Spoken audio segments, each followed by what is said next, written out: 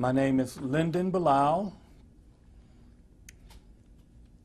and I am the commander of the Muslim American Veteran Association National.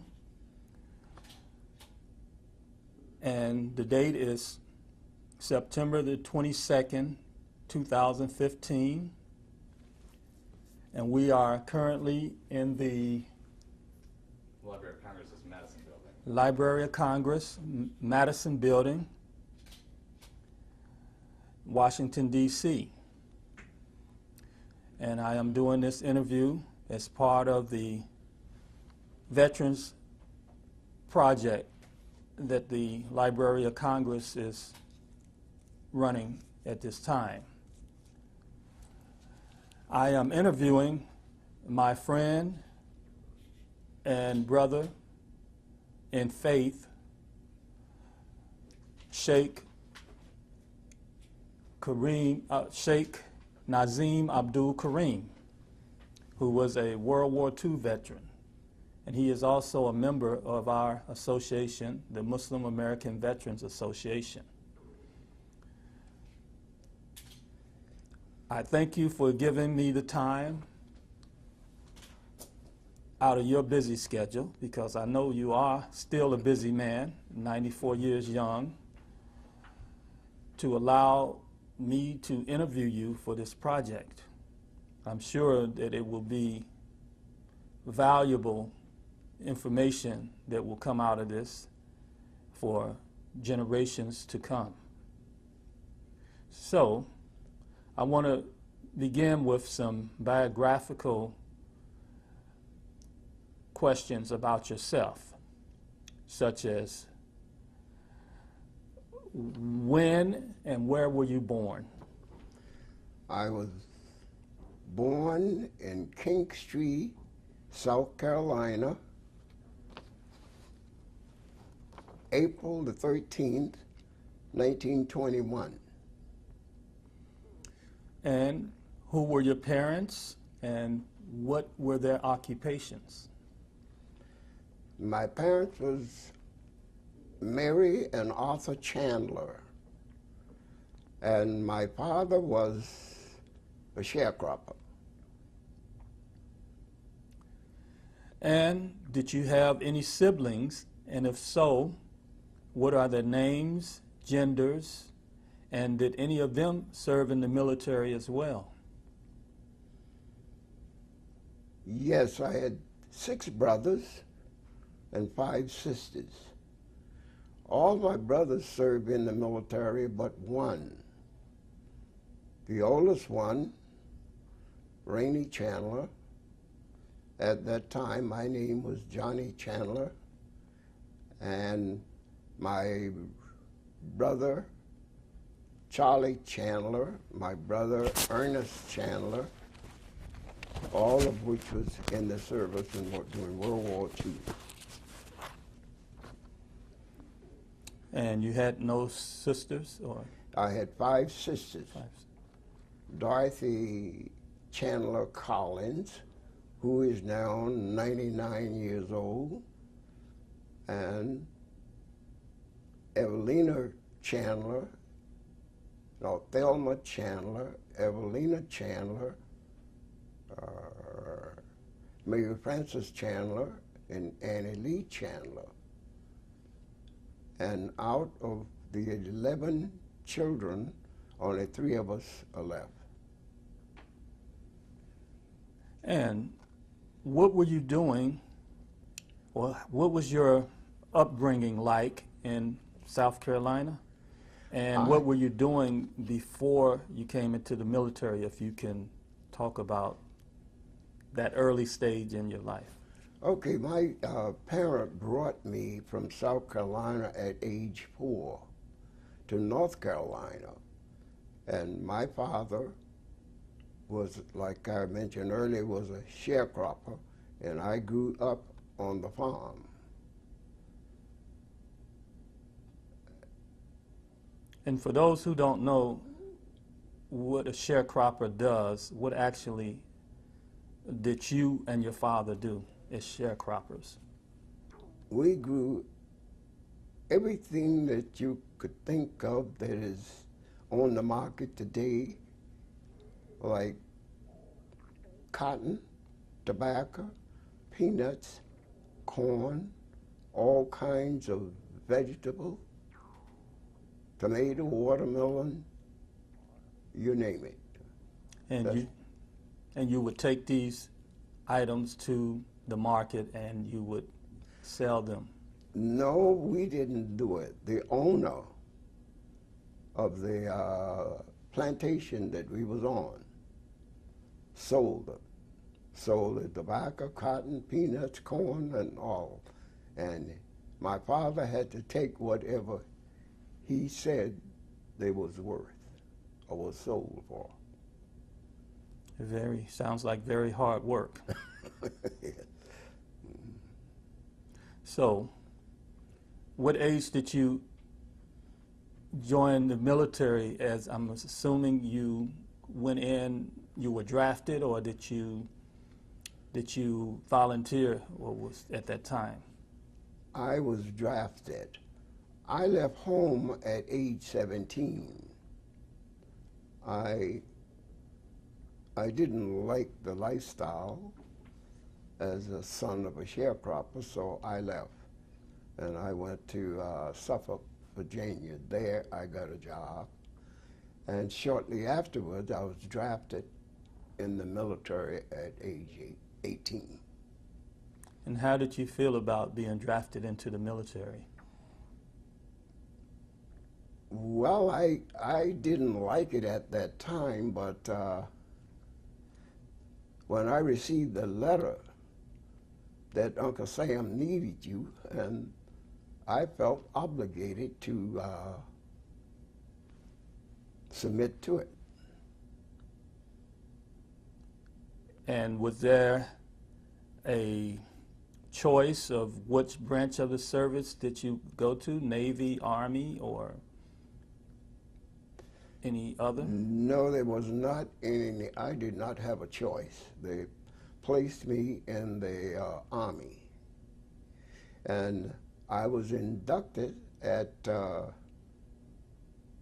in the service at Fort Meade, Maryland. And after basic training for 30 days, I was elevated to the rank of corporal. I loved the military. And I think every young man today should have some military training. And I was shipped from Fort Meade, Maryland to Charleston, South Carolina, where we had amphibious training. And from that point,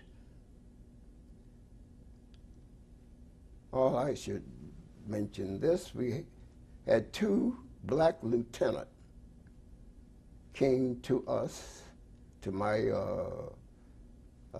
company.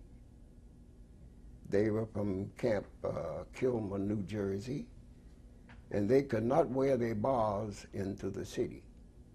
They could only wear their bars on the posts.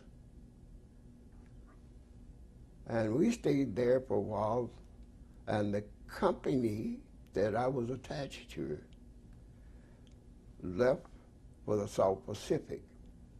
And I, along with 12 others, was shipped to New Orleans, Louisiana, to form a new company. And that's what I did at that particular time. So we formed a new company which was called the 486 Port Battalion Company. We stayed there for a while, and then we left, went back to Camp Kilmer, New Jersey. And from Camp Kilmer, New Jersey, we were shipped to Staten Island, New York. And from Staten Island, New York to Pier 19, and we went across the Atlantic Ocean. It took us 31 days, We was in a convoy. We were flanked by battle by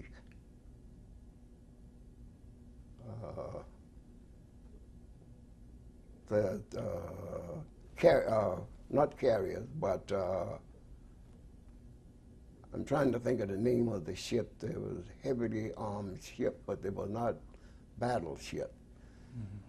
Both in the front of us, both side and in the rear. So you knew when you were drafted, you were being trained to go to battle, to go to war.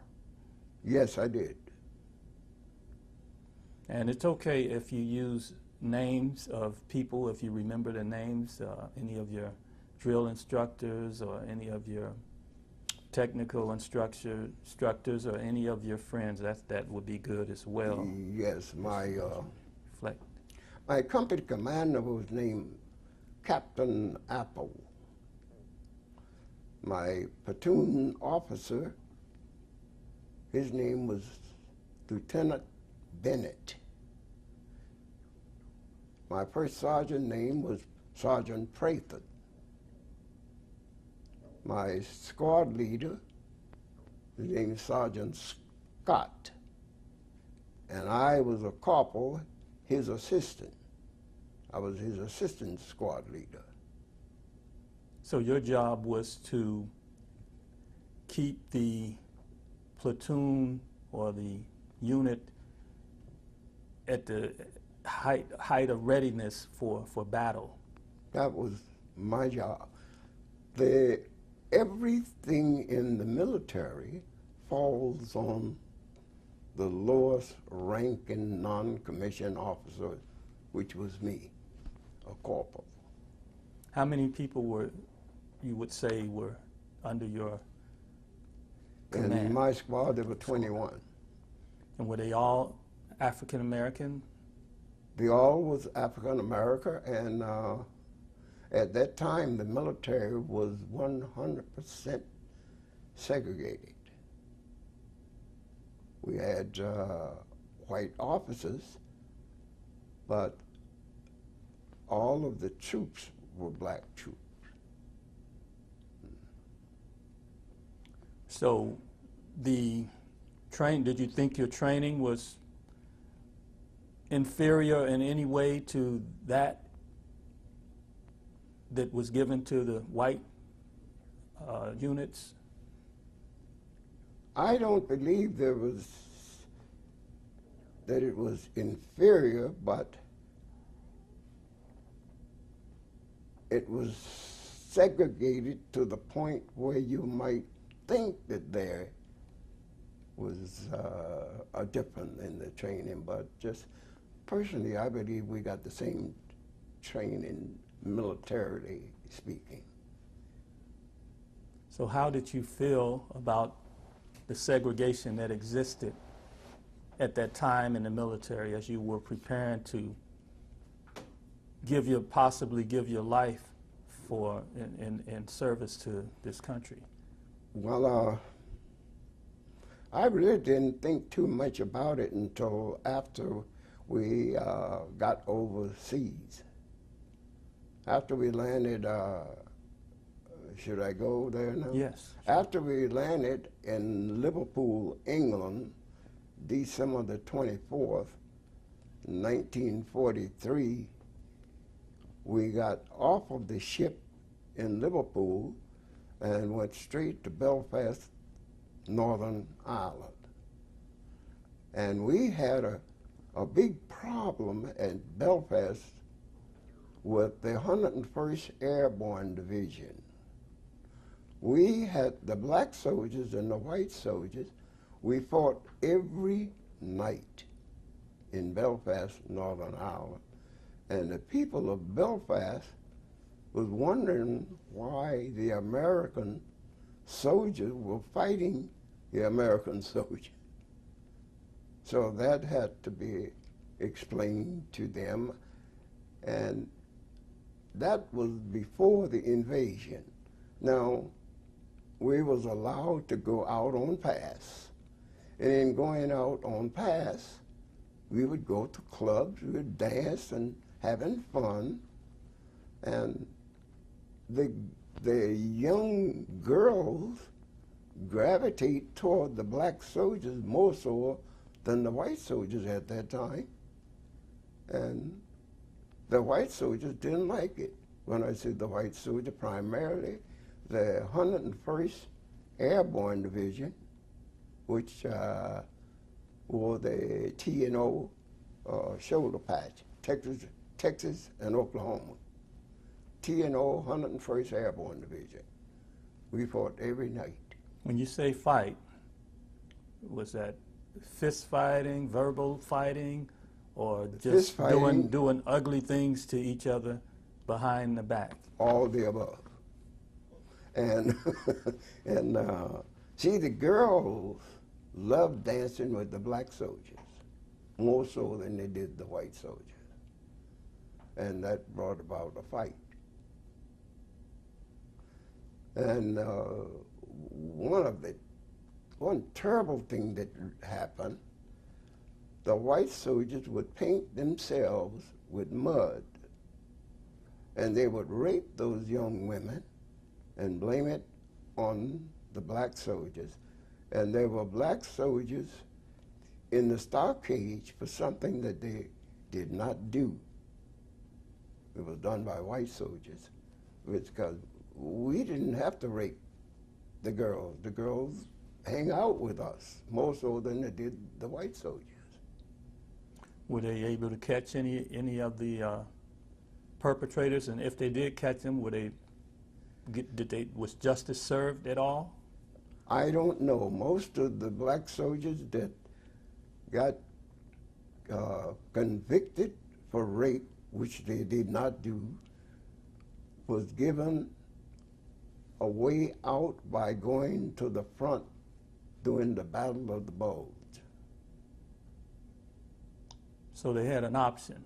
They had an option to stay in jail or go to the front line. Or be cannon fodder. Yeah.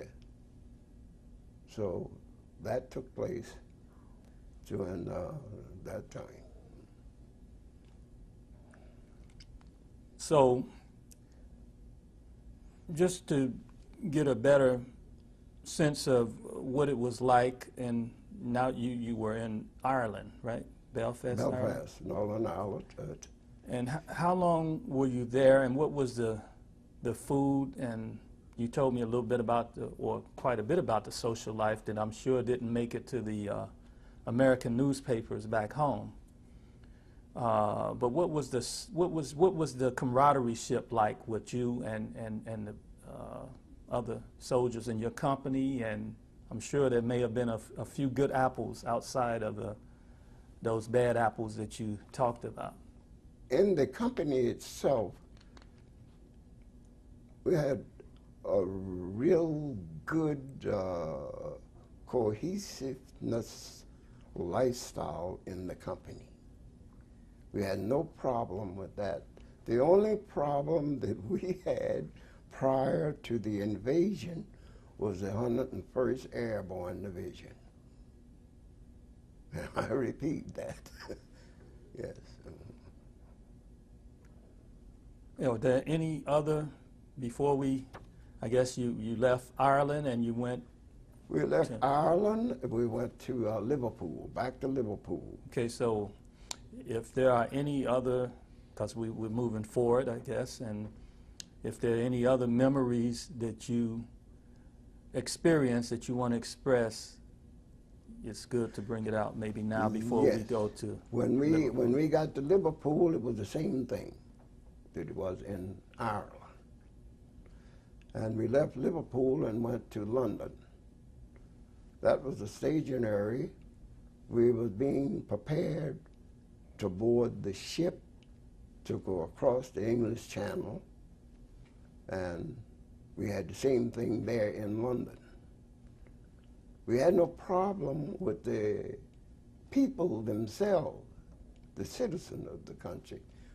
Our problem everywhere my outfit was, the 101st Airborne Division was there.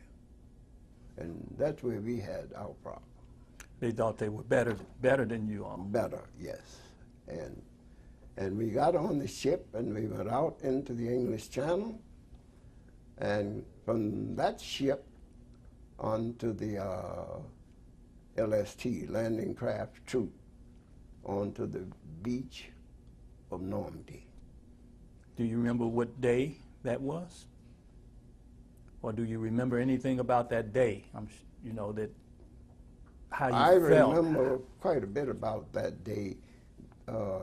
That day before we landed on the beach, the beach was bombed all day until early morning. Then the ships, the battleships out in the English Channel, shelled the shore. And the next morning, we, the troops, went in on the beach, but they shelled it and bombed it. But the bombs and the shells did not destroy all of the German pillbox that they had. They had a big gun that ran on a track, a railroad track. And that gun would go back into the mountain and come back out shooting. And that was, I've never seen nothing like it. A lot of us, after it was captured, I put my hands on it, but I didn't take any pictures. I didn't have a camera, but some of the soldiers took pictures of it, but I did not. Yeah. So I guess you were able to purchase some cameras while you were in Europe, or did they bring them with them? And no, I didn't do that. I was able to get some good pistols, some of the German Lucas P-38. Those were good guns. I had a bag full of guns, but we were told we couldn't bring any guns home. mm-hmm. So I just gave all of them away. So here you are. The day before, I guess you were out in the water. You saw the bombing the day before you all stormed the beaches. I saw the bombing and the shelling. The battleship out in the channel shelling the shores. Now, was this the first time that you saw actual war and, I guess, life and death situation? First time. War. First time. And you were 18 years old, around 18? I had turned 19 then. Mm-hmm. Yeah. So did you have any fear of death yourself at that time, or and your friends, or were you thinking you were invincible and gonna get through this and go back home? And I thought at one time that I would never be able to come back home again. And I believe that many of the soldiers felt that way. I was over there 3 years, and I thought I'd never come back home again. I had made up my mind that, well, this is it. And I'd never see my parents and my siblings anymore. did you have a girlfriend or somebody you wrote Yes. back and forth to at that time? Yes, I did. My high school girlfriend by the name of Sarah, I used to write to her as often as I could. And many times in reading a letter in the foxhole, I couldn't finish reading the letter because the rain would wash the words out. Oh, we slept in the mud, in the rain, in the snow, every which way. If I had to do it again, I would rather be in the Navy, because the Navy live a clean life.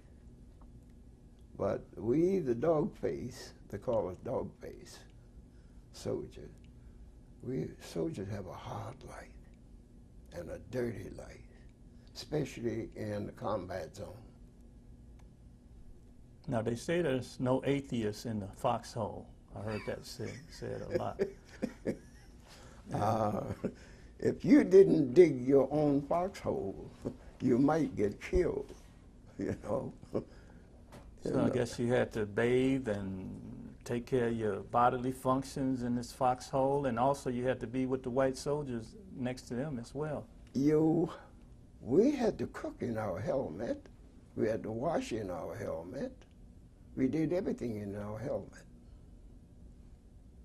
You know, we had the inner alignment, and then the outer alignment was something that a bullet would ricochet off. That was real heavy. If you get hit in the head, not as a direct hit, it would penetrate. But on an angle, it would glance off, and that would save your life.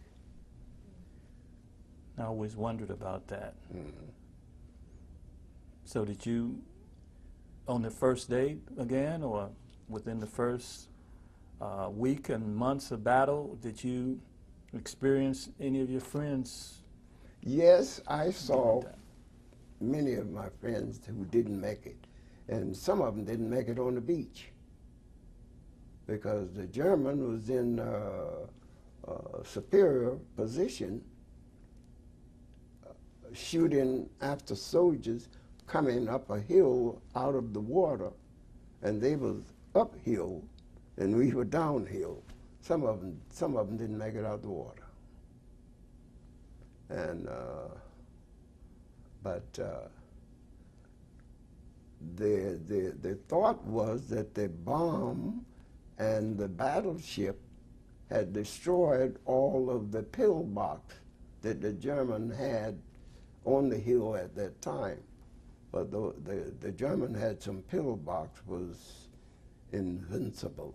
Mm-hmm. Yeah. And you know, back to the German soldiers, I've never seen nothing like the German soldiers. The German soldiers was the best. And that's no joke. If America hadn't got into World War II, Germany would have whipped the whole world. You know, Hitler told Roosevelt that he was going to have his dinner in the White House. Yes. Yeah. That was in the Stars and Stripes. So you were part of an infantry unit? Is that what you call it? I was in, I served General Patton. My outfit served General Patton, and General Patton was a good general, but he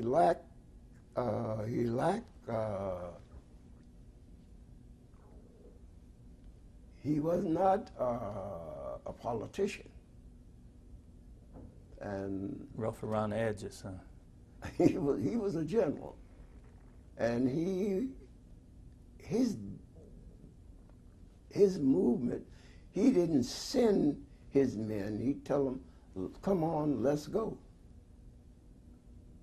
And I give him credit for moving ahead of his men, along with his men, not sitting back in London giving orders on telephone. See, any fool can do that. Yeah. So did you drive the Jeeps at the time? Or? I drove a duck. Well, we call them ducks. It runs on land and water. And I had a problem with a colonel. A colonel wanted me to put 3 net load of ammunition on my duck. And I told him I had experienced it. The duck would not carry but 2 net load of ammunition from the ship to shore. So he ordered me to put 3 net. At that time, the German was moving. The German came all the way back to Paris. So we lost about 3 or 4 ducks with 3 net load of ammunition. And then the colonel decided that he would take my advice. And to this day, high-ranking officers do not win wars. Soldiers and sergeants and corporals win wars. Yeah. Yeah. So, do you have any friends that you serve with that you may have communicated with over since the war has ended, or Yes, any time recently? I've lost contact with all of them, really, with quite a few here in the Washington area that we serve in the same company together, here in the States and overseas. But I've lost contact with the most of them. Some of them I know that passed on. Most of those guys that I knew, I think the most of them are dead or passed on. And what did you do in between running weaponry on the ducks up to the front line, was it? Yes. And about how long did that last? And when it ended, what did you do? And what, I guess you were in foxholes as well in between that period? That running ammunition, not just ammunition, we were running ammunition, food, small arm fire, all anything that you can think of that needs in battle, we was running it from ship to shore, from shore to the front line. And in doing that, we did that right up until the end of the war. Then my outfit was pulled back to Le Havre, France. And we stayed in Le Havre as guarding German prisoners. That's the main reason I was over there until 1946. And 1946, my company was put on a boat and brought us on a ship and brought back to New York, back to the same pier we left from, Pier 19. So this was at the end of the war? The war had ended before that. See, in 1946, the war was over, but 1945, 1944, the war was over. But we stayed a year after the war was over, guarding German prisoners.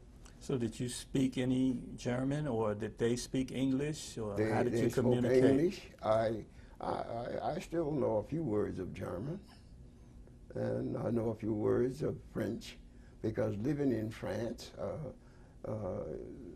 you got to pick up on some of the language, and it's so much different from what you get in high school. In the school system here, you couldn't take that to France and use it. So were you able, I'm just going to digress a little bit, did you graduate from high school? No, I was a high school draft out. I was drafted before I finished. But I took the advantage of the GI Bill of Rights, and I went back to school to further my education, and I've done quite well. What did you study when you I studied, being that I was the son of a sharecropper, I went into landscape gardening and landscape business and tree searcher and that types of thing. And this was in New York? Where? In New York? No, I did that. Suffolk, Virginia.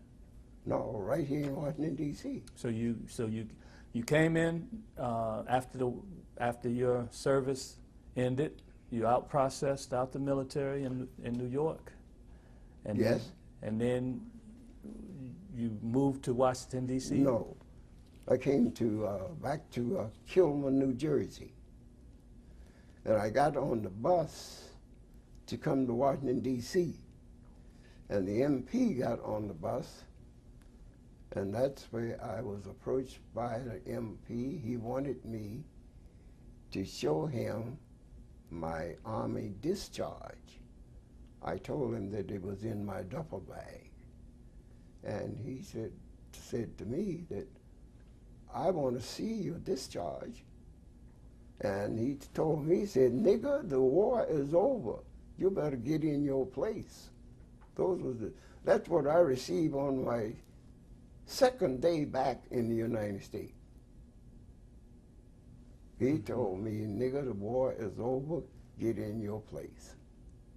Now, you see, you younger people, you and the brother behind you there, see, y'all don't know about things like that. You have not walked the walk that I walked and lived the life that I have lived, and the younger people will never know it if people like me don't tell it.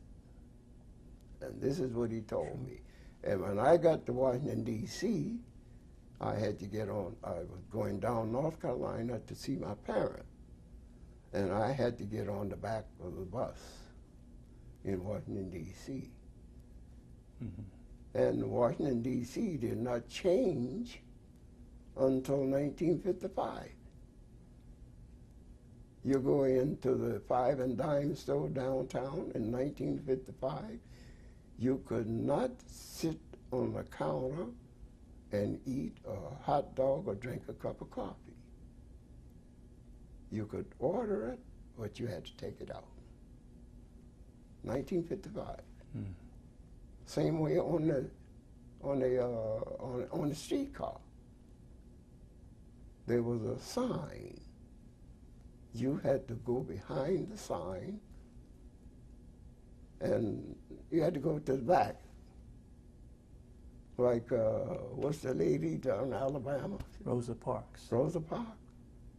You had to do that in Washington, too. Same thing. Yeah. So, having lived 94 and a half years, I didn't read that in the book. I experienced it. And if the younger people, like you and the brother behind you, if y'all don't get it from older people like me, you'll never know it, because it's not going to be in the textbook in school. That's right. So, was your family, did they have any type of, I mean, you all just won the war. You defeated Hitler. And Yes. That's one thing, my upbringing, my family life was real tight, close cohesiveness. We all ate at the same time, at the same table. 13 children, and my mother and father. And we did not eat until my father got home. No such thing as eating before he got home.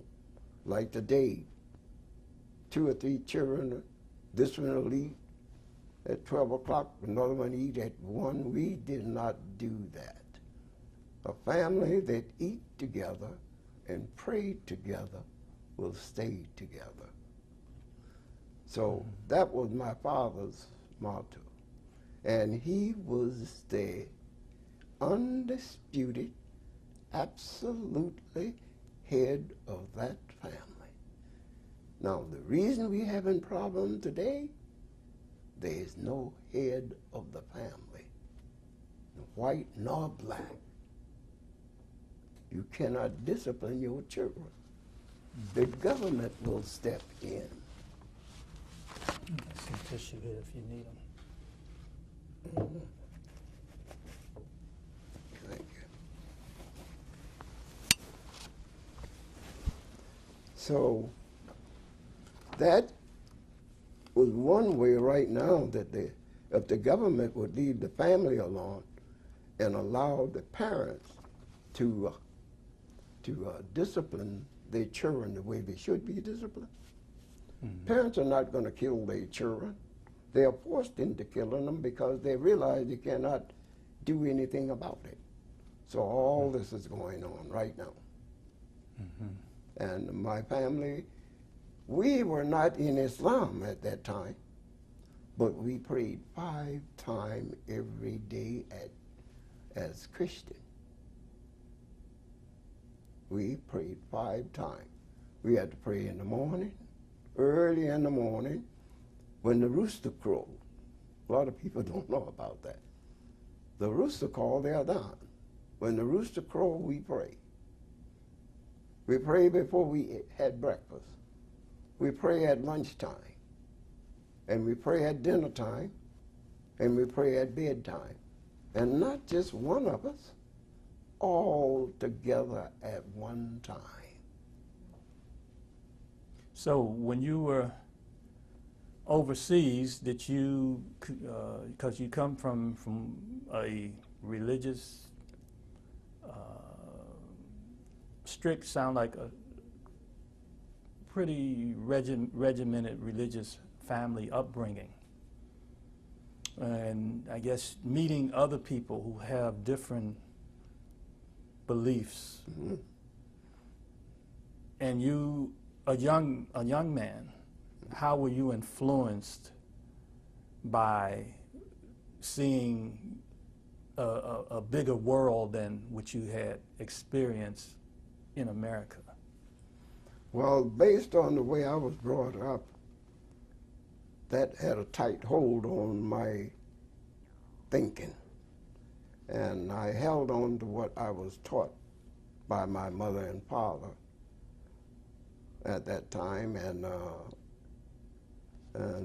in the military, sometimes you just got to go along to get along. And but the soldiers, we never did get into too much of our family life. We had to think about being trained for whatever going to happen during the time of battle. And our mindset was focused on that primarily. And now you take advantage of the GI Bill. You go to what, college or trade school? I went to trade school, and I went to trade school at Maryland University there, and I got a pretty good trade there at Maryland University with into the landscaping and gardening and tree surgeon and all of that. I've done and still can do. I mean, I know how to show people how to do, but, you know, at my age, I just can't do now. Mm-hmm. I can look at a tree and tell you what's wrong with it and how to save it and what to do to it in order to save it. Mm-hmm. And I had to train a lot of the students. I had about 15 or 20 students used to come out to work under my leadership in gardening and landscaping. They're getting the field training and not the academic part of landscape and gardening. That's one of the that's a booming business in the metropolitan area. Mm-hmm. Yes. Okay, and so why did you decide to reside in D.C. after you visited? You went back and you went back to your home, and you did you make the decision when you were in New York or on your way there or once you got there? Because you stayed in D.C. from that point on, right?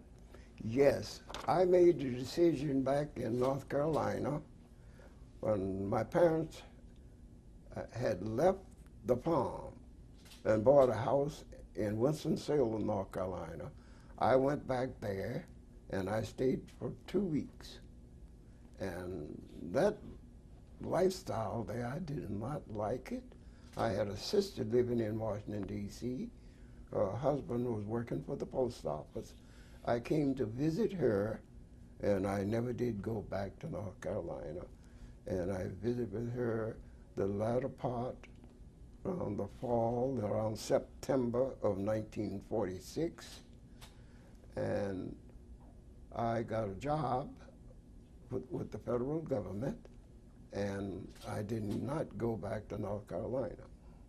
I stayed here and raised a family here. So did you marry your sweetheart from North Carolina, or did you?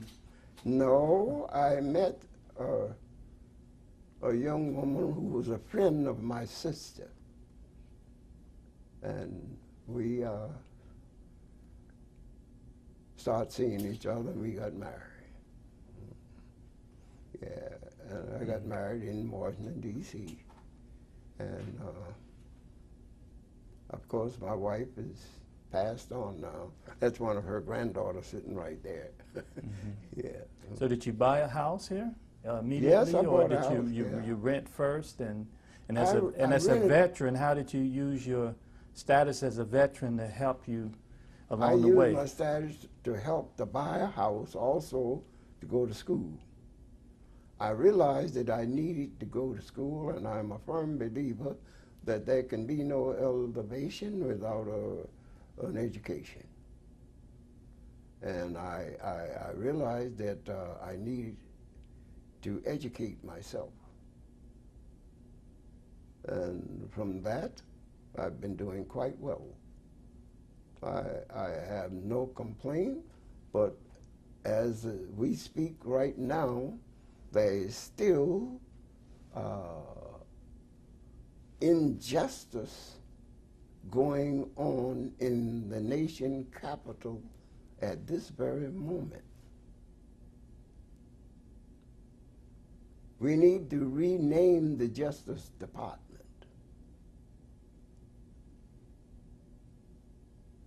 It should be trying to be justice, because there's no justice. And I'll leave it at that, but it's the truth. Okay. Now, I'm going to fast forward a little bit. So you got a government job, and this was late 40s, I'm assuming? Yeah, I got a government job in September, latter part of September 1946. I got out of the Army January 31st in 1946, and I got a job September, so around 11th of September in 1946. Now that what I know of you, you've been a independent businessman. You know, that's what people think of you as, who know a little bit about you. Mm-hmm. But how did you, I guess, transition from your government job, and how long did you work at your government job, and what did you do after that? Well, I worked 30 years for the government, but during the time while I was working for the government, I set up a restaurant. A friend of mine, him and I set up a barber shop. And you can say names, it's fine too. Brother Daniel and myself, we set up a barber shop. What's the name of it? Shabazz Barber Shop, and in existence right now. Now, I don't want to go too far ahead, because you were Johnny Chandler. Yes. Up until when? 1978. Okay, but you became Johnny 2X before you actually changed the Johnny Chandler. Now, how did that occur, and what did that mean? I mean, I know this was during, like you mentioned, Rosa Parks, and things were happening in the South. Mm-hmm. Martin Luther King and the SCLC, you know, were trying to get equal rights or civil rights movement. And I think that's around the time when you changed your religion and became a Muslim, and you accepted Islam at that time under the Honorable Elijah Muhammad, who was in Chicago. And I know you told me you had a close relationship with him as well. So I'd like you to talk about that somewhat. When I accepted Islam under the teachings of the Honorable Elijah Muhammad, I had been working for the government at 15 years when I accepted. And the administrative office came up with a proposed dismissal. And the proposed dismissal there was no truth in it. So I was dismissed for 18 months. And I got a lawyer, she was a white lawyer, and she took my case, and we won the case after 18 months, and they had to restore me to my former position with retroactive pay. And I was able to take a lump sum of money and use it, and that's when I went into the restaurant business. And I had my own taxi cab. Then I bought some more taxi cab. I had a fleet of taxi cab, restaurant, barbershop, and worked for the government. Wow. All at the same time. That's a lot. So I didn't have time to lay around and get drunk and do nothing. Did you have any children while all of this was going on? 8 children. So you were, what year was your first child born? In 1939. So that was before you went into the military? Yes. How old were you at that time? How old was I? Were you when you had your first child? I think I was about 18. Okay. And who took care of the child when you were in the war? His mother and her mother. And so, did your son come and live with you in Washington when you got back, or? Yes. Okay. And so your wife, what was your wife's name? Virginia. Virginia. Yes. So when did you all have your first child? 1939. Okay. I'm sorry, I'm asking the same question. The reason being is because you got out the war in 46. Yes. Okay, and But that was a child before I Mhm. went in service. Yeah. And but you married, I thought you married after you got out of the service. I did. So you meant you said 1939. I think you meant 49? No, 39. Okay. Am I missing something here? Because No, yeah, what you are missing is that the child that was born in 1939 was born out of wedlock. Yes. But I married the same woman. But you met your wife after you went. She was a friend of your sister's once Yes. you got out the war. Uh-huh. Okay. So I'm something I'm missing here. His oldest son has another father. He adopted the son. Oh. No, I You're think, talking about, yes. yeah, Mm-hmm. he She got- adopted the oldest son, Okay.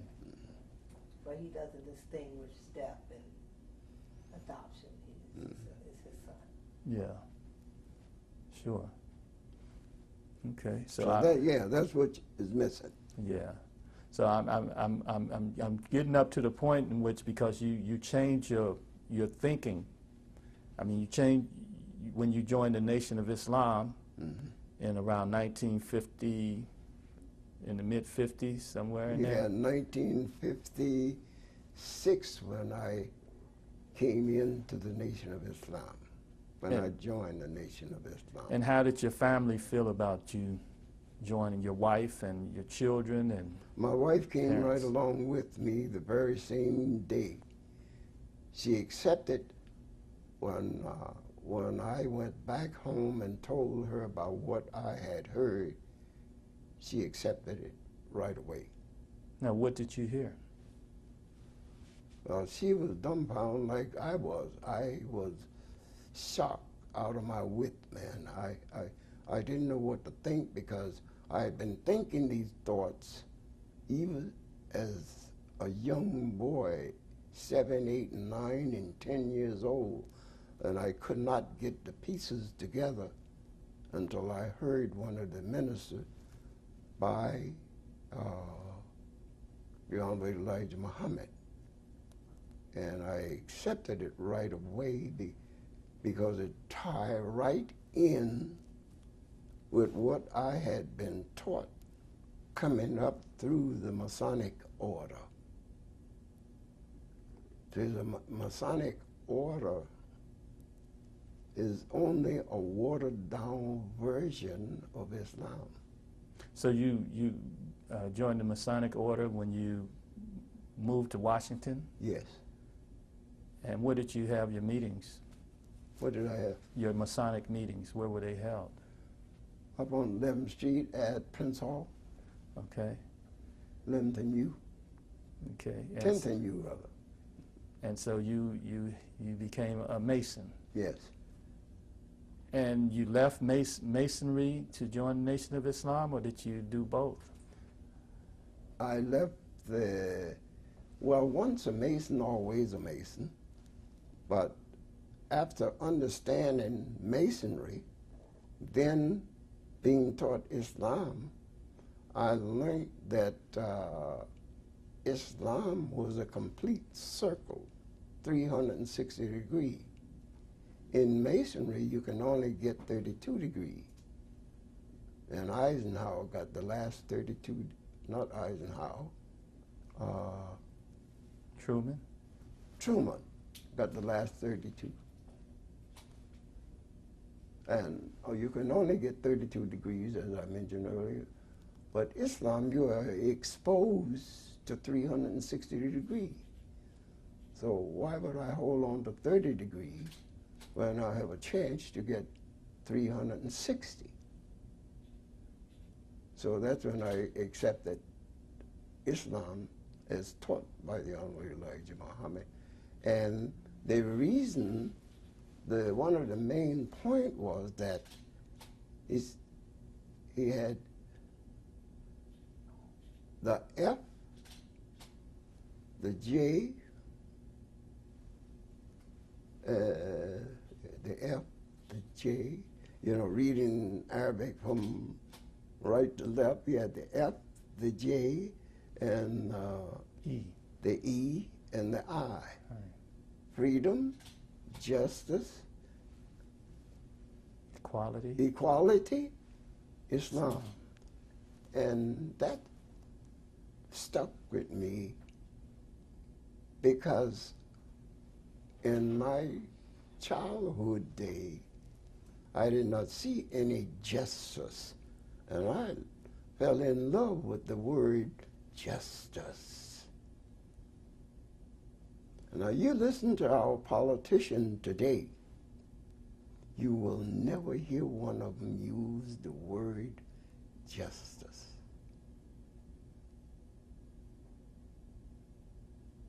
I mean, listen, start today.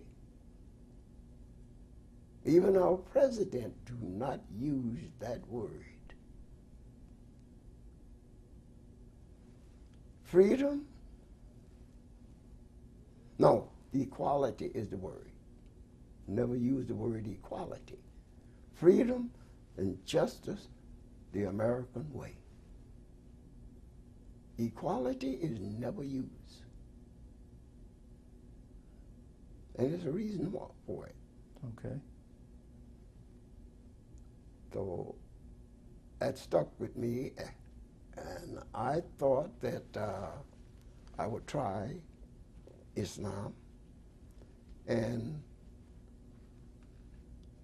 a lot of people who don't know, they think Islam is a religion. Islam is not a religion. Natural way of life. Something that you can prove mathematically or any other way, theologically, any way with Islam can be proven. But all the rest of the religion, Buddhism, Shintoism, Confucianism, Catholicism and all these isms. And I call myself just a little boy in Islam, and I can tear all of them apart and show you the fallacy that is in it. Little old me. Yeah, from North Carolina. In Islam, there is no fault in Islam. So I know a lot of the Honorable Elijah Muhammad's focus was on doing for self. Did that influence you to open your restaurant, and you went on to open a barbershop that's still in existence today by the new convention center? And also you had a fleet of taxis, I believe you said? Yes, his teaching influenced me to do these things, even though I had a fairly good job, a fairly good paying job. But something could happen to that job. So I, having been taught by him, influenced me, having a family, that I might need something to fall back on. So I decided to do as we were told to do. And I thought I was doing something for myself by going into restaurant business, barbering business. I was already in taxi cab business. I've never been without two jobs.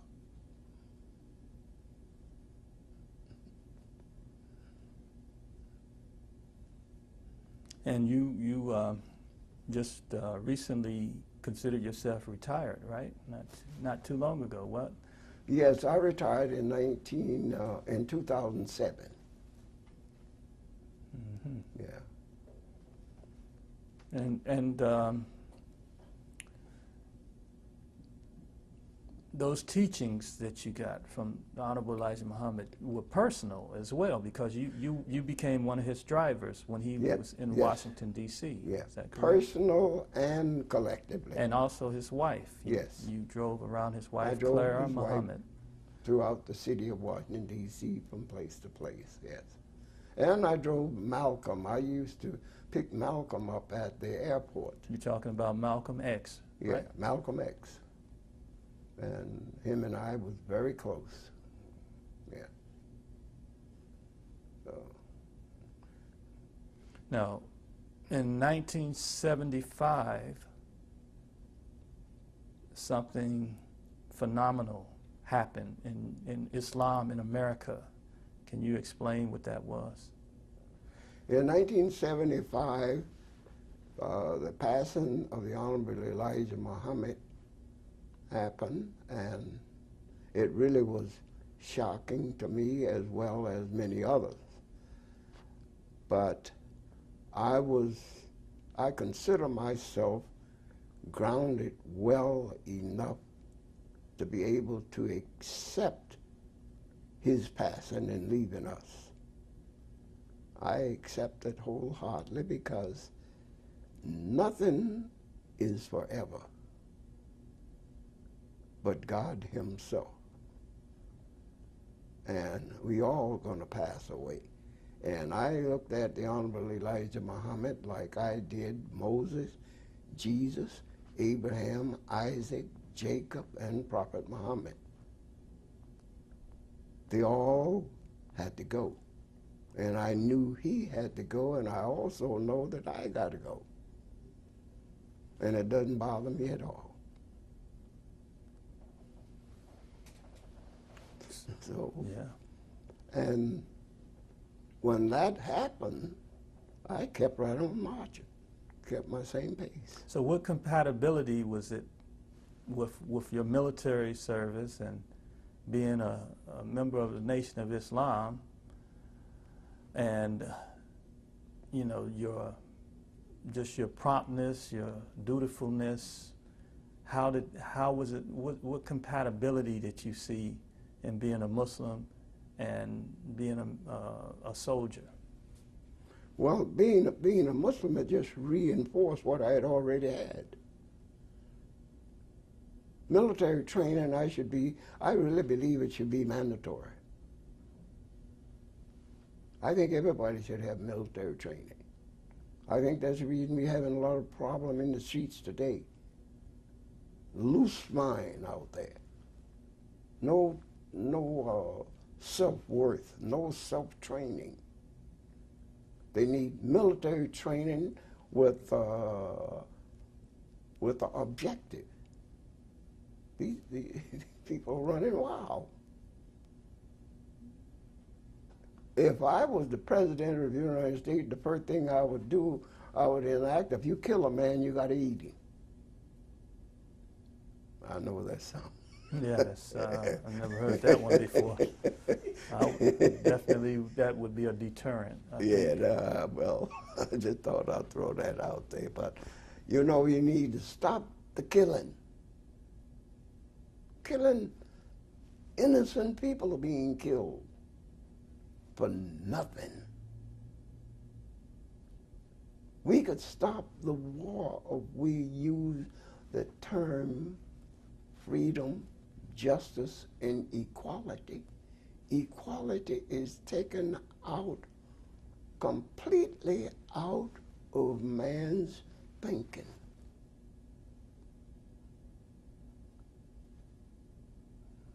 And what does equality mean to you? To me, equality let me use one of my sons for an example. I don't condone no type robbery, but he was convicted of robbery, and he got 27 years. You go out here and shoot a man, you get 3 to 5. You kill a man, you get 3 to 5. That's no equality there. You take a life, they're going to give you 5 years and you get out in 3. I rob you, I get 27 years. But yet you make it so that I have to rob. This system is creating favorable territory for the young generation to commit crime. They talk about economics. If it takes $100,000 for you to live on, why do you think I can live on $13,000? So that makes me a better economist than you. If I can live on $13,000 a year and it takes $100,000 for you to live on, who is the best, you or me? When you look at it from a mathematical point of view. Mm-hmm. So the system set up all this. There's nothing wrong with the people, nothing wrong with the world. It's the system. And what is that system called? Or how would you? It is called democracy. So is democracy a good thing or a bad thing to you? Yeah. It has its good and it has its bad? There's some good, there's some bad, but the bad outweighs the good. And what system is better than democracy? That system is what we're living under. What we're living under right now, so-called democracy. And believe me, democracy, and I've lived all these many years, is not the best system out there. And it has been proven to not be the best system. Hey, I don't like what some of our leaders are doing, but I just stay neutral and watch them make all these mistakes. Did you ever dream that there would be a black man in the highest office in this country? And how does that make you feel that you lived to see this? Well, that's a good question now. I don't care if you put a black man in the White House, a Chinese, a Japanese, Filipinos, and you go on and on. It's not going to make one iota of difference. And the reason being is that this system has already been put in place. And if you step beyond what is in place, you're going to be impeached or killed. So you could become president. You got guidelines you must follow, and if you don't, they're going to kill you. They killed John F. Kennedy, because John F. Kennedy was going to get rid of Hoover, J. Edgar. So they killed him.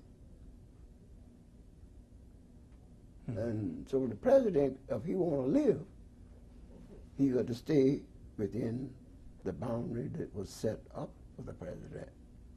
He is nothing but a CEO of a huge corporation. Mm-hmm. And the next president, I don't predict, I know what I'm talking about, is going to be a woman. And that's going to be Clinton. And you can take that to the bank. Do you think things will improve any with her as the president? No. Do it get worse or stay the same? Stay the same. There's nothing that's going to change. Look, there is no politician, there is no groups of politicians that's going to change nothing. We are living at a time when God himself going to make the change, and nobody else. This is not a political thing that's going on now. The presence of God is present. And we as a nation of people, if God would make his appearance right now, we would kill him. I don't mean me, but the masses of the citizens of the United States, if God would make his appearance, we would kill him. Now, I know, and you know, in Islam, we don't see God as a man or any, in true Islam, which you accepted, but I guess you still, you came into Islam under the Honorable Elijah Muhammad. But you taught the same thing. See, he never taught that God was a human man like you and I.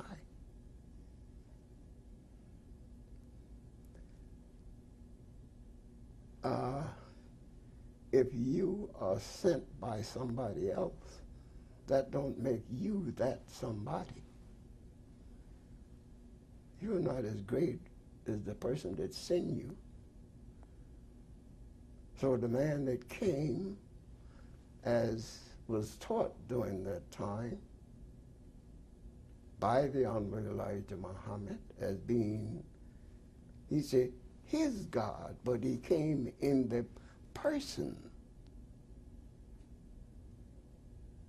And God has always came to a falling nation in the form of a person.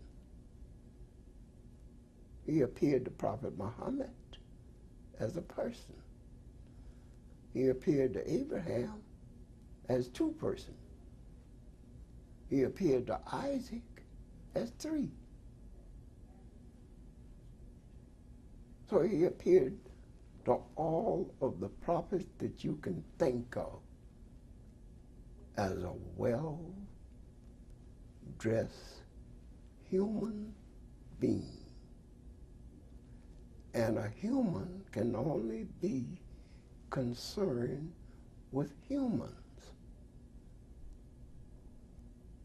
So God would have to send a human to a human. And he's justified in saying that I came from God, because he came with something that nobody else knew. And what the Honorable Elijah Muhammad came with, nobody else on the planet had ever heard anything like that. And I worked along with Malcolm. Malcolm was a good man, but Malcolm broke the law. The Honorable Elijah Muhammad told Malcolm not to say anything about the death of President John F. Kennedy, because everybody loved that man, both black and white. And Malcolm, he was, what would you call it? Malcolm was not radical, but Desperate. yes, and he spoke out about the death of John F. Kennedy after he was ordered. All of the laborers at that time was told not to say anything about the death of our president. Look what happened to Andrew Young when he spoke with the PLO without Jimmy Carter knowing about it. Jimmy Carter had to get rid of it. I know you remember that? Yes, I do. Yeah, so when you are following a system and has elect to follow a leader, you got to follow him or don't. So Malcolm, I love Malcolm, but he made a mistake. That was his mistake. He disobeyed a direct order coming from the top. Mm-hmm. Okay. We've got into a lot of your personal thinking, and we covered a lot of your military, wartime experiences, and family life, friends, associates. I only have a few more questions, but you can continue to talk if you like. Well, if you have, go ahead, but any question that you so desire, if I can't answer it, I'll get it. I'm sure you have an answer. So, what messages or message, other than those you've already shared, you shared a lot about the now generation and what can make the future better for the generations. So, do you have any other wisdom, advice for the future generations that will hear this interview and will use it in any way, whether it be in a positive way or whether it be to serve their purpose, their agenda? What is your message to those who will hear this interview in the present day and in the future day? And anything else that we haven't discussed yet in this interview? That's a two-part question. So, well, what would be to the advantage of the younger generation that is present now and those to come? Number one, is to know thyself. Number 2, you got to know God and the devil. These 3 things you must know. And once you know these 3, then you have opened the doorway for yourself to grow. And to grow, you cannot think in terms of growing from without. You got to grow from within. You first got to purify your own self. You got to love for your fellow man what you love for yourself. And then you want to kill nobody when you start loving for other people what you would love for yourself. And that's Islam.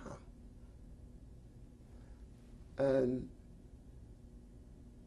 we got to be able to read between the lines.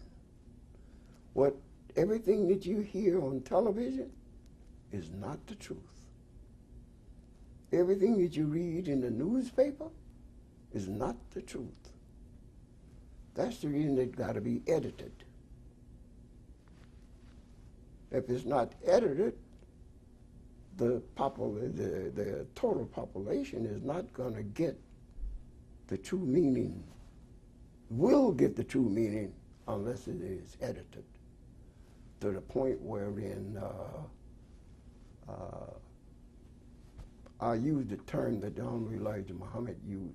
The 85% of the total population is really dumb and ignorant.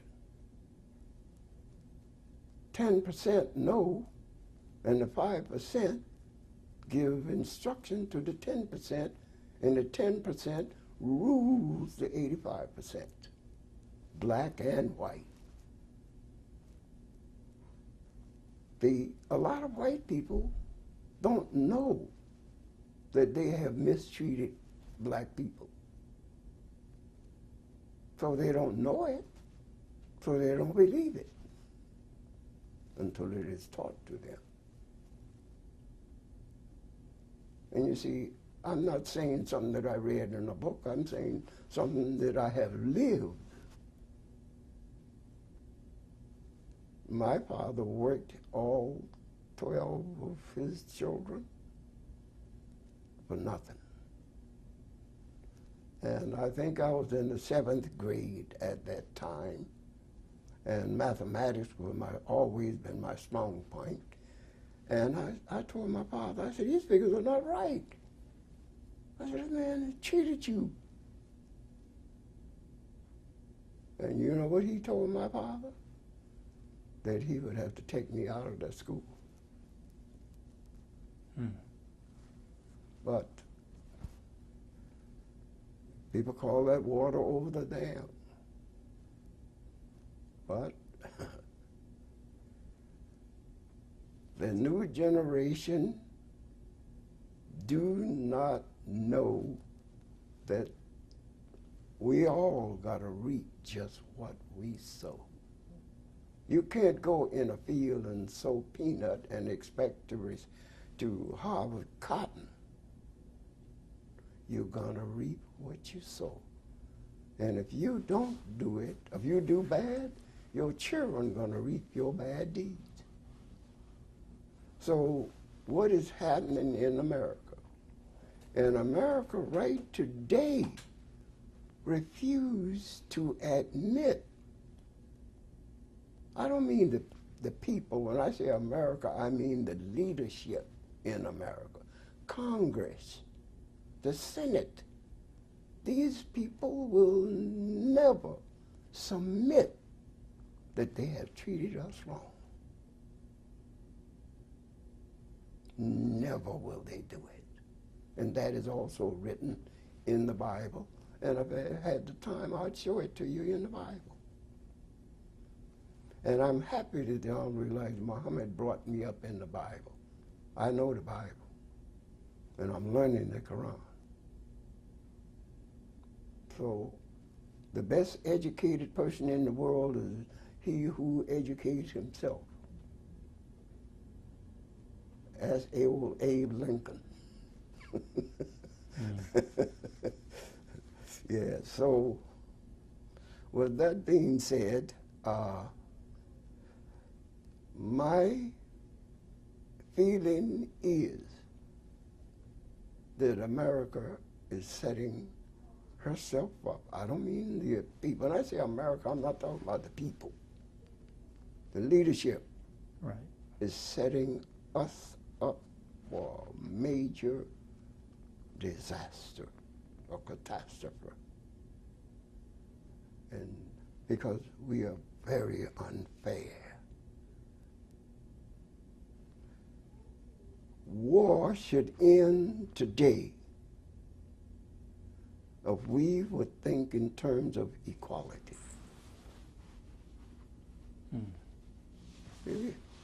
They got troops all over the world fighting. What for? What have we gained? Oh yes, what have we gained in Iraq, Afghanistan, Vietnam, Laos, Cambodia, North Korea or Korea, and all these wars that we have waged? We waged it, but what we are doing, you're going to come into my house and kill me and my children. What do you expect my grandchildren to do to you? You call them terrorists. When they start running you out of my house, you call them terrorists. They are not terrorists. You are the terrorists. And that just, you don't have to go to college to know that. This is just simple truth. We, right as we speak, all over the world, killing women and children for nothing.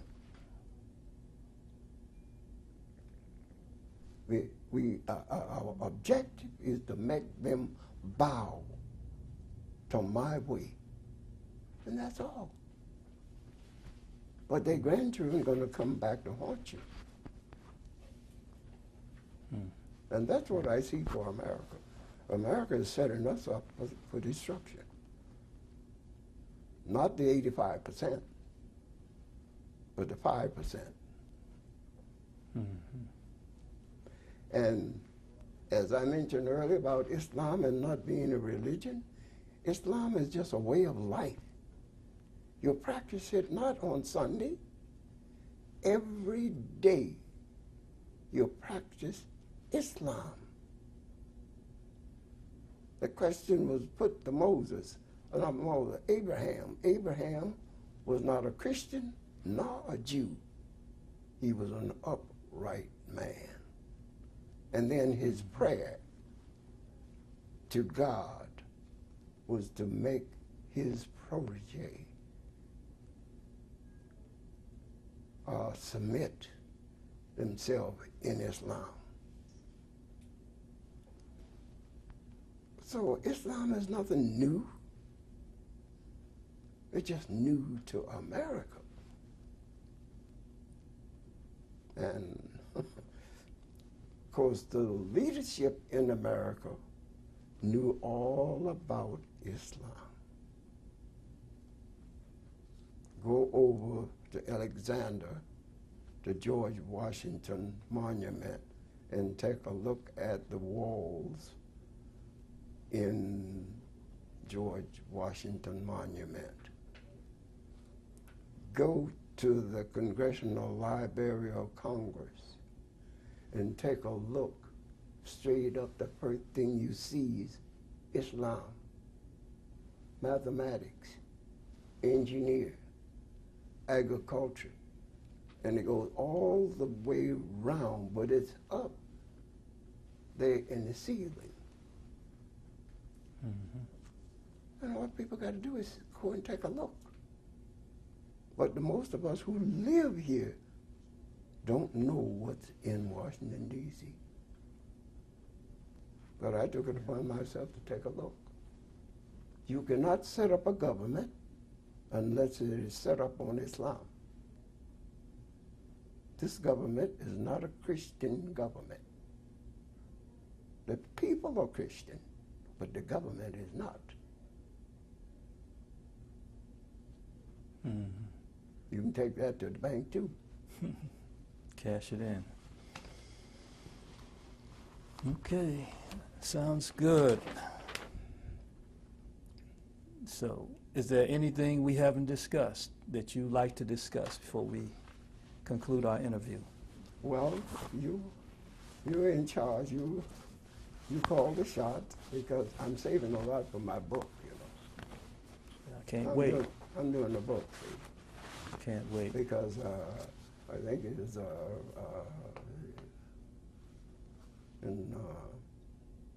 in the book of Isaiah says that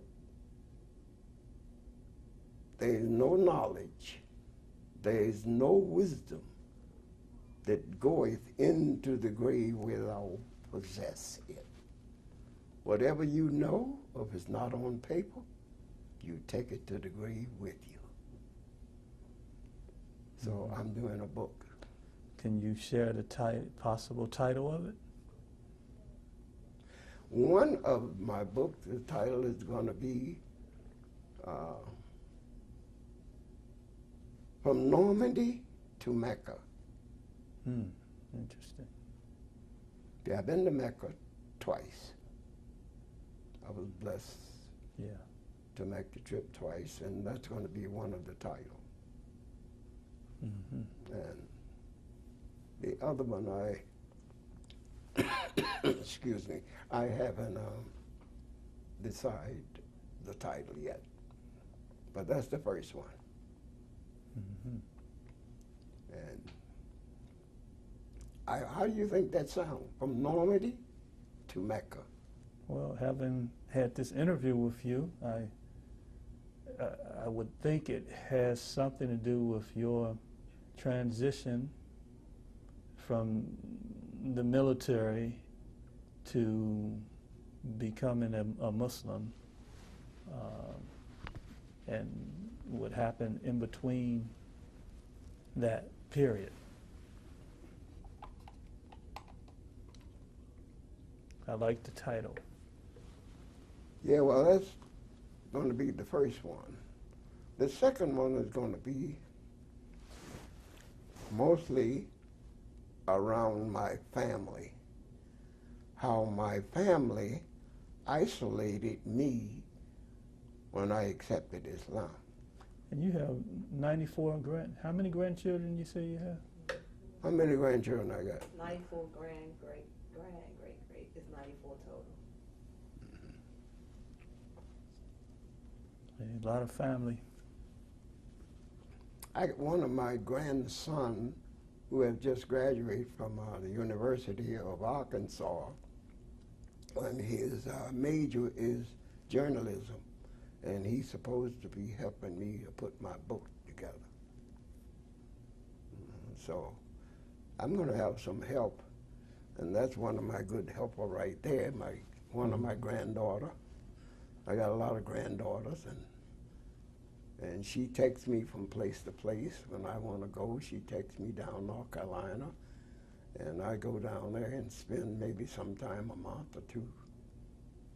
And I get away. You have a home down there. Yes, I have a home down there. I can get away from the siren down there. See, in Washington, D.C., you hear siren day or night, morning or evening. I don't hear no siren when I'm there. Mm-hmm. And I can think, I can plan. But when you're thinking and planning, and here comes a siren, and gunshots, etc. Yeah. It's almost like you in a war zone, huh? That's right.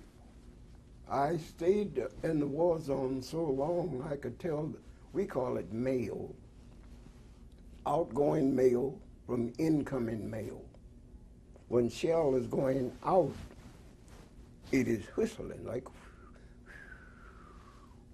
when it coming in, wobble. You better look out, you're going to be killed. It's coming in on you now. So all of that is experience, man. And I have experienced all that, and I'm gonna do a book. I'm gonna keep on. I might decide to do another book and another one. So I plan to live at least 120 years, at least. And with my lifestyle, I believe I can make it because I've met a lot of men who was 120. I met with one who was 170. Where was this?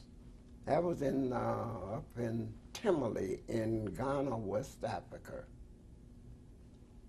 He was 170 years old, and he could get around better than me when I was 60.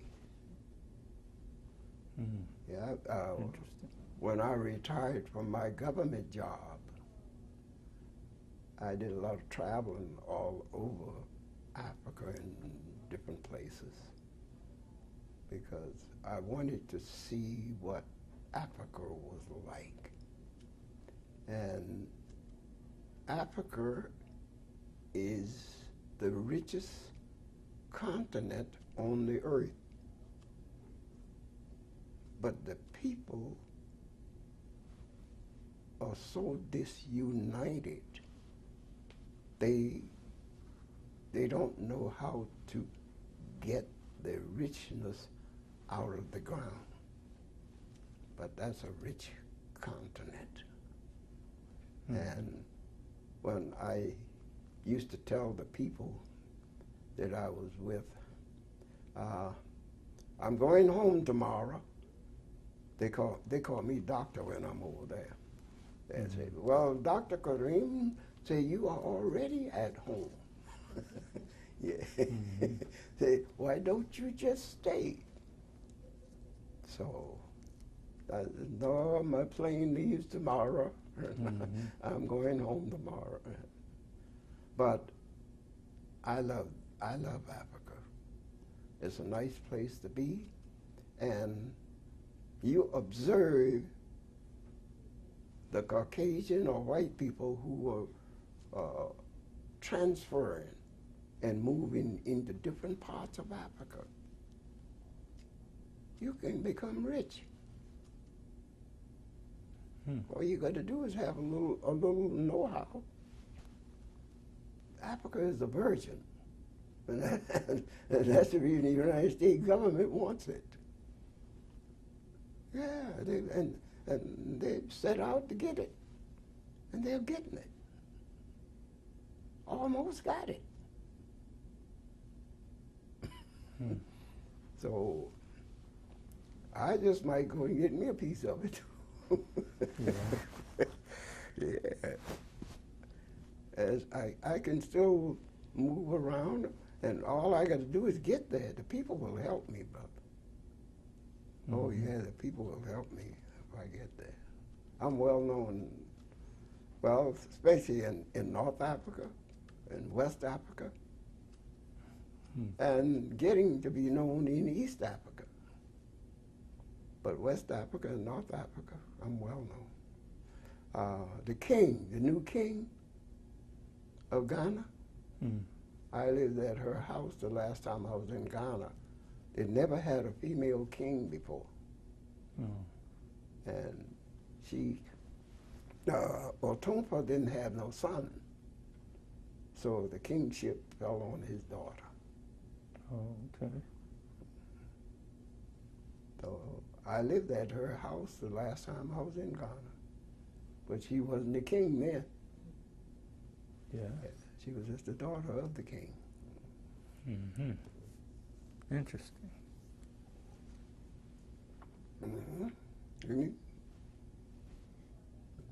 Well, See, when you ask questions, it starts bringing back thoughts and ideas and where I've been and what I've done. yeah, I could go on and on, but I really don't want to veer too much away from the military, since Yes, this is okay, because the focus more on World on War the II military. and your Yeah, experience I can there. understand that, yes. Mhm. But I appreciate your fondness and truthfulness and honesty. Mhm. Yeah, go ahead. Let me just, I want to put a little emphasis on the treatment that black soldiers got during the World War II. We were blamed for things that we did not do, things that we did not have to do, because it was no reason for us to do it. And what I'm talking about is many of our young soldiers were put in, we call it the stockade, it was nothing but a jailhouse, Yeah. for raping the women in Liverpool. Not true. For raping the women in London. Mm-hmm. I did say Liverpool. Also Belfast, Northern Ireland. Not true. And the court system knew that we were not guilty. Yeah. We have bed check every night. Were you ever accused of anything? No. I didn't care too much about going out. Mm-hmm. So what did you spend your time doing? Even here in the United States with basic training, I didn't go out on pass. I studied the handbook. That's the reason I made corporal in 30 days. And that's kind of rare. And who taught you to do that? Me. You said you grew up as a very studious young man. It just was in me to do it. I wanted to know what I was in the Army. I wanted to know about the Army. And that's the reason I studied the book. Mm-hmm. And so when you were overseas and you didn't go out, as we call it now, partying. I went out to dances and things like that, you know, before the war. And after the war was over, we stayed there a whole year in Cherbourg, France, for a whole year. Mm-hmm. And I used to go out some, but I like to improve myself by studying. And I still do. Mm-hmm. I got a basement full of books right now. Mm-hmm. I got so many books, I don't know what to do with them. Or I do know what to do with them. I'll give them to the thrift shop. Yeah. Yeah, you can find some real good books in the thrift store if you look. Huh? You can find some real good books in the thrift store. Yeah. If you look. I've found some rare books in thrift stores. Yes, you see, there's books that the general public have never seen. And sometimes people go by the name of a book and the color of a book, but until you open that book and start checking what's in it, that's when you really knew exactly what is in the book. Can't judge a book by its cover. Is that what? Yeah, you what we can't say? judge a book by its cover. And that's Yeah. that's a literal meaning of it. But. Yeah, right. So I got one of my sons, he's saying to me that, now, when you pass away, these books is mine. You know who that is. Yeah. Fahim. So what are your 4 top books? What are the 4 top books that you know of? That you would hold on the highest shelf, or meaning I put the up here? Quran on the highest shelf. No, the Quran is on the highest shelf. And I got a Quran in every room because I might read a few ayats before going to sleep at night. And I got one with the letters are large enough where I can read it. Because small print, I have a problem. And but I got more out of the Bible, and I know how to interpret the Bible. I was taught that by Honorable Elijah Muhammad. The Bible consists of symbol, personification, parable, law, and that's about it. So did you have a Bible with you over during Normandy, and that you? No, I did not have one at that time. So, See what you had. You, especially if you're a non-commissioned officer, you got to think in terms of saving the men that are assigned to you and yourself. In the Army, that's your primary responsibility, is to protect and save the men that is under your command. And like I told you early, sergeants and corporals runs the Army, not generals and majors, colonels. They're way behind the line giving out orders and instruction. I would rather go in battle with the sergeant than to go in battle with the general. Because the sergeant knows. And the general got to stop and look in the book.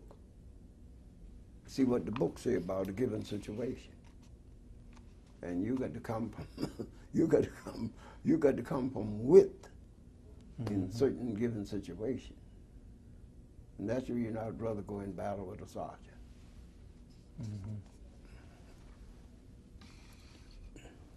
Is there anything that's a just war? Anything else? Is there anything that's a just war, a war that is necessary? Most of the wars are not necessary. So what war is necessary? Is there any war that None ever of the was wars necessary? that we have been fighting now since 1946 is unjust war. All of them.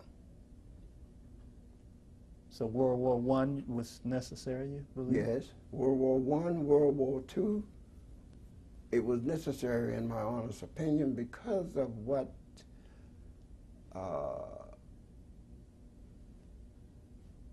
the opposite side had set out to do.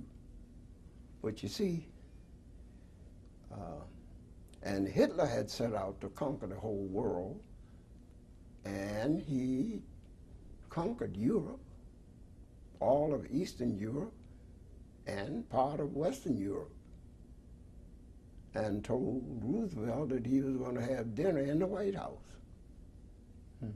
And if Roosevelt had not declared war at the time he did, it's untelling what Hitler wouldn't have done. Yeah. Okay. So these wars that we are having now, you should have been with me up at the VA hospital. They are getting a scooter for me. And it's a sad situation. Some soldiers up there with no legs and no arm. One leg, one arm. Oh my. They're closing down Walter Reed Hospital with a lot of soldiers that were one leg blown off, both legs blown off. I saw a man on a scooter. He was laying down on his stomach. Both his legs was cut off up to here. And he's on a scooter riding around in the hospital. When you go to the hospital, you ask yourself, why? Unnecessary war because of 2 or 3 leaders. It irks me just to see what is happening today. Like today, people are being killed by the thousand for absolutely nothing. And all that foolishness should be quit. You should put an end to that. And people might think that, why don't Obama do something about it? Nothing he can do. He better try to get out of there alive. Poor, yeah. Because he better follow instruction. That's what he got to do. And if he don't, he's gone. By hook or crook, he's gone.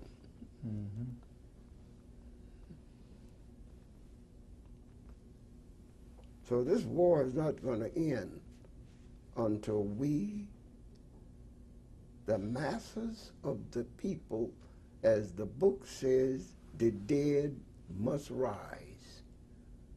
Does not mean the dead in the grave.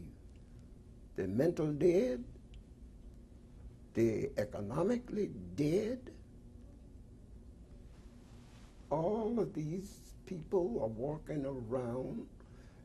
You will catch them out walking across the street with a cell phone, punching numbers, and cars is coming. They're dead. The walking dead. There's 2 kinds of dead, the walking dead and the living dead. They shows it in the movie, walking and the living dead.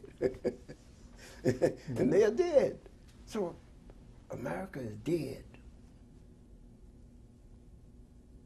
And I'm not saying anything that has not been said before. America is dead. You go around where they used to keep the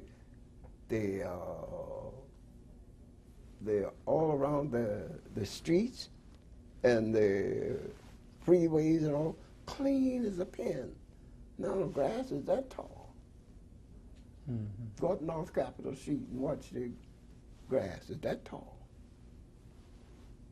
And that's in the Bible too. Desolation. And you can see it right here in D.C., in the nation capital. They have the money to pay people to keep the city up to par. But we would rather make bombs to kill women and children for nothing. We don't need all of this military might. Taking the taxpayers' money, making bombs. To kill who? Nobody is going to attack America. Nobody is able to attack America. And that's in both books, Bible and Quran. Nobody is able to attack America but God himself.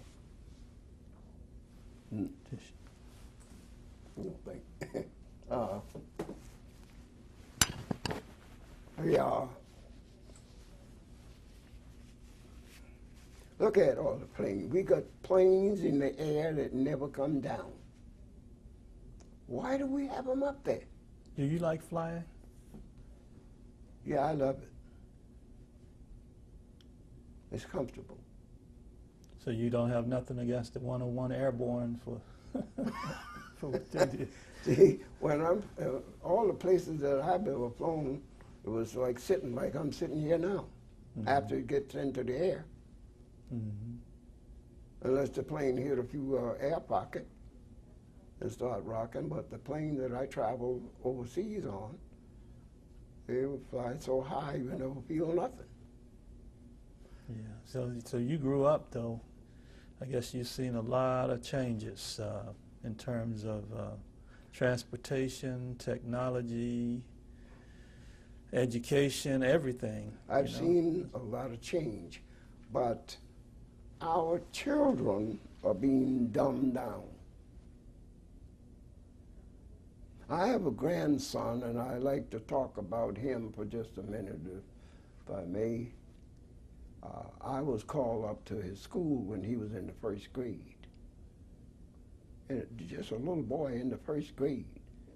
And you might know my daughter, Janice. I got 3 daughters, and Janice is my middle daughter.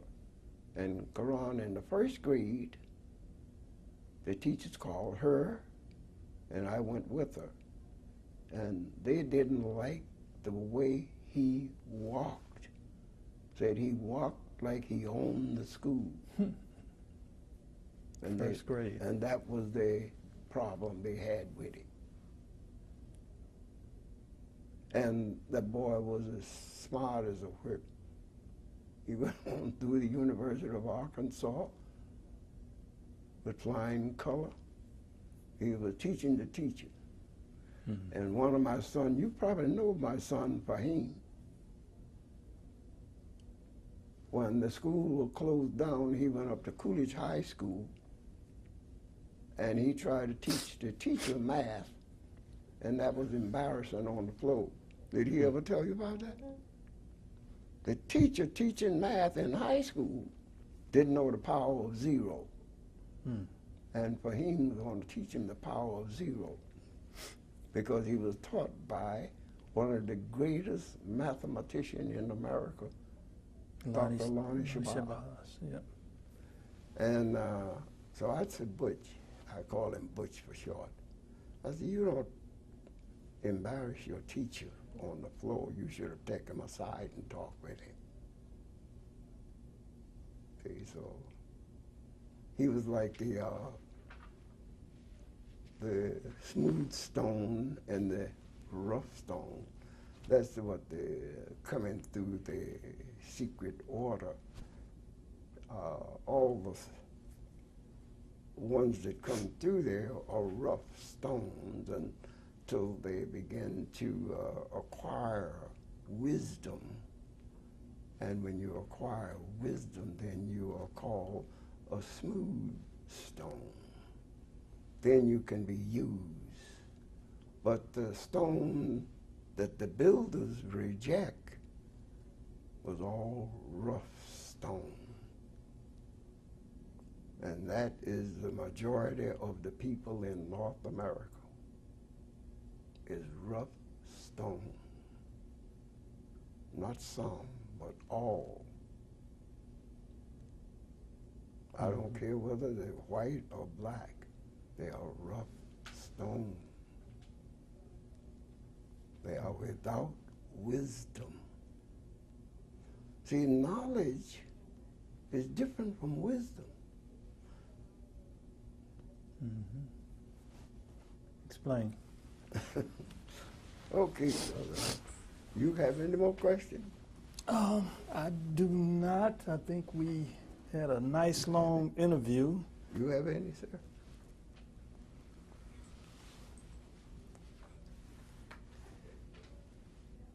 No, I don't have any questions. I left the life with you.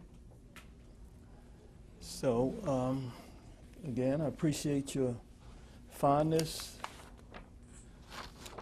and your honesty and your reflections and everything you shared with us today. And I think this will be put to good use, and it will definitely help preserve your experience throughout life in general, and specifically your experience during World War II. Thank you very much. Yes, sir. You're perfectly welcome.